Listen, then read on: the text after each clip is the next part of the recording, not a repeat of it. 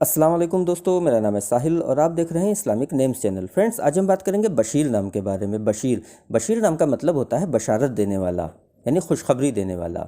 तो जिनका नाम बशीर होता है उनके लिए हर महीने की 8, 17 और 26 यानी 8, 17 और 26 ये 3 डेट्स लकी और अच्छी होती हैं। अगर बात करें इनके लकी डे यानी लकी दिन की, तो लकी दिन इनके लिए सबसे बेस्ट रहेगा सैटरडे यानी शनिचर। शनिचर का दिन इनके लिए बहुत अच्छा दिन है। अगर बात करते हैं इनके लकी कलर की, तो लकी कलर में इनको नीला कलर यानी ब्लू कलर और ब्लैक यानी काला कलर, ये 2 कलर इनके लिए बहुत अच्छे और सूटेबल कलर हैं। अगर बात करते हैं इनके लकी स्टोन की, तो लकी स्टोन में इनको नीलम यूज़ करना चाहिए। नीलम यानी सफ़ायर स्टोन इंशाल्लाह इनके लिए बहुत अच्छा रहेगा। अगर बात करें इनके लकी नंबर की, तो लकी नंबर है इनका 8 यानी 8 नंबर इनका लकी नंबर है।